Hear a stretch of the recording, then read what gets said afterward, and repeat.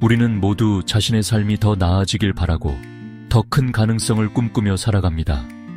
그런데 그 열쇠가 이미 우리 안에 있다면 어떨까요?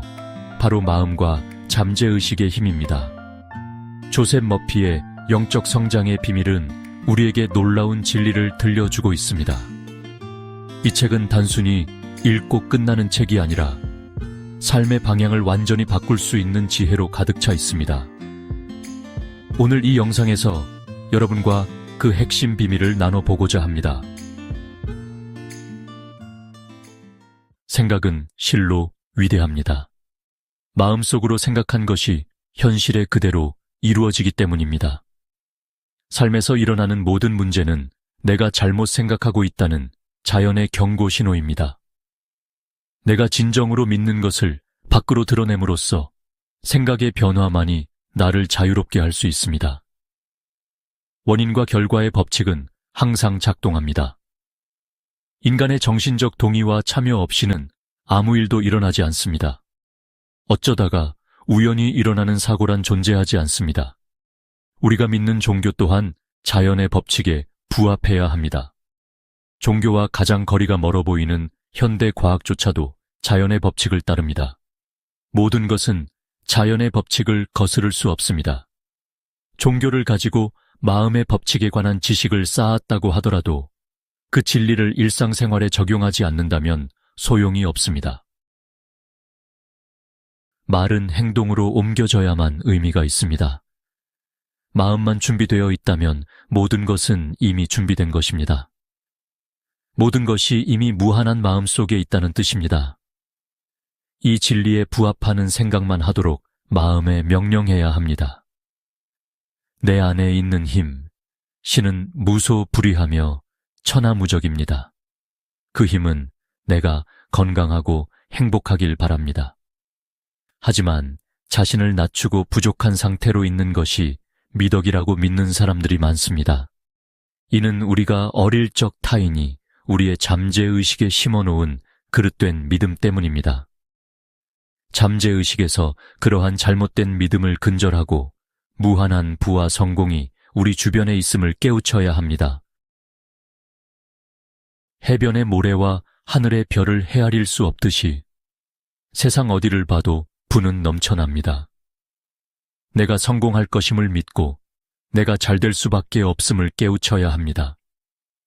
마음에서 선입견과 그릇된 믿음, 그리고 미신을 제거하고 진실하고 공정하며 고귀하고 가치 있는 것만을 생각해야 합니다. 생각을 바꾸고 바꾼 생각을 고수하십시오. 잠재의식에서 발견한 믿음과 기도의 힘은 엄청난 영향을 미칩니다. 조셉 머피의 영적 성장의 비밀에 따르면 어떤 사람은 신이 고난을 주신다고 믿었습니다. 그는 본인이 신보다 우주를 더 잘 운영할 수 있다고 생각했습니다. 그 사람은 저를 실패로 내몬 것은 다른 사람이 아니라 신입니다. 하나님 때문에 문제가 생기고 안 좋은 일이 일어났습니다. 하나님이 너무 원망스럽습니다. 라고 말했습니다. 저는 이 사람에게 신과 인생의 고난, 고통, 비극은 아무 상관이 없다고 설명했습니다. 인간은 자신의 부정적이고 파괴적인 사고로 인해 질병과 기록, 고통, 실패를 경험합니다. 원인이 있는 곳에 결과가 있다는 자연 법칙을 믿으면서도 자신을 벌하는 것입니다. 인간이 그릇된 행위를 멈출 때 그 벌도 멈춥니다. 신이 인간에게 병과 질병, 고난을 보내주셨다고 말하는 것은 신에 대한 모독입니다. 사실은 그 반대입니다. 그릇된 생각과 마음의 법칙에 대한 무지가 부정적인 일들을 일으킵니다. 인간의 무지와 무경험으로 실수를 저질러 놓고 신을 탓해서는 안 됩니다. 자연의 힘은 선하지도 악하지도 않습니다. 선과 악은 사고방식, 행동방식, 사물에 대한 태도에 달려 있을 뿐입니다. 그 자체로 악하거나 선한 것은 없습니다. 인간의 무의식적 마음은 악하지 않습니다. 악을 생각하면 악이 따르고 선을 생각하면 선이 따를 것입니다. 인간은 마음의 정원에 무슨 씨앗을 심을지 결정해야 합니다. 왜냐하면 생각이라는 씨앗은 심는 대로 자라기 때문입니다. 셰익스피어는 말했습니다. 세상이 좋고 나쁜 것은 없다. 좋다고 생각하면 좋고 나쁘다고 생각하면 나쁜 것이다. 지금 이 순간 내가 마주한 문제는 문제를 극복하는 능력을 증명해 보일 멋진 기회입니다. 문제를 극복할 수 있는 지혜와 힘은 언제나 내 안에 있습니다. 그러니 마음껏 도전해 보십시오. 인생에서 문제와 고난, 어려움이 없다면 우리는 결코 성장하지 못했을 것입니다. 심신이 병들어 좌절했다면, 외롭고 권태에 시달린다면, 가난하거나 소외감을 느낀다면 그것은 신의 뜻을 표현하는 것이 아닙니다. 인간이 신의 뜻을 표현하지 않는다면 삶에는 불화와 혼란이 끊이지 않을 것입니다. 하지만 신과 하나가 되어 신의 뜻과 조화를 이루고 평화와 활력을 표현하면 번영을 경험할 것입니다. 신께서는 내가 더 큰 평화를 누리고 자신을 더 풍부하게 표현하며 온전한 건강과 번영을 누리기를 원하십니다. 또한 더 많은 사람들에게 더 크게 봉사할 수 있는 능력을 갖추기를 원하십니다. 한마디로 우리가 더 풍요로운 삶을 살기를 바라십니다.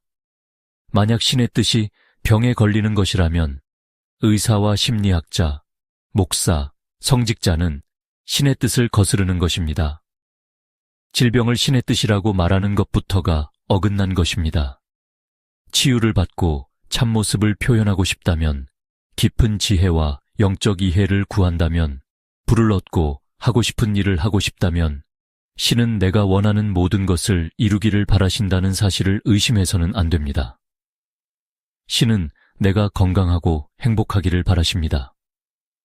잠재의식에서 잘못된 믿음을 근절하고 신의 무한한 부가 우리 주변에 있음을 깨우쳐야 합니다. 신은 언제 어디서든 필요한 것을 모두 마련해 주십니다. 신의 뜻은 신의 본성입니다. 신은 사랑이십니다. 그렇기 때문에 신은 나에게 사랑스럽지 않은 것을 바랄 수 없습니다.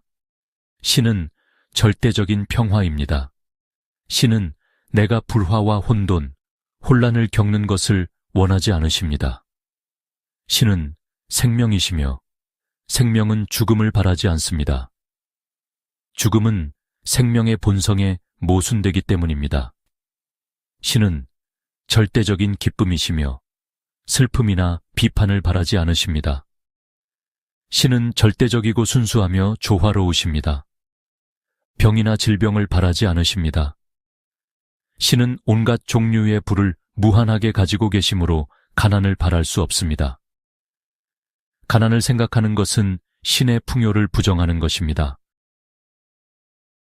신은 내가 꿈꾸는 것보다 더 많은 것을 이루기를 바라십니다. 그러므로 나는 가난하다, 나는 병들었다, 나는 파산했다, 나는 피곤하다, 나는 약하다 라고 말하는 것은 잘못입니다.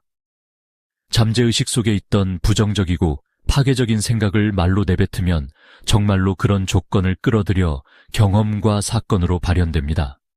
잠재의식은 강제적인 습성을 지닙니다. 잠재의식의 믿음과 가정은 모든 현재 의식의 행동을 좌우하고 통제하며 지시하고 강요합니다. 이것은 무한한 지성이 하는 일입니다. 우리가 하는 모든 일은 믿음에 따라서 자동으로 일어납니다. 내가 의지로 무언가를 하고 있다고 생각할지라도 사실 잠재의식은 행동 하나하나를 통제합니다. 물론 우리에게는 자유가 있습니다. 우리는 품은 아이디어, 욕망, 개념을 선택할 자유의지가 있습니다. 정신적으로 어떤 아이디어를 생생한 현실이라 받아들일 때 그 아이디어는 우리의 세계에 펼쳐집니다. 우리에게 생기는 모든 일은 믿음 때문에 일어납니다.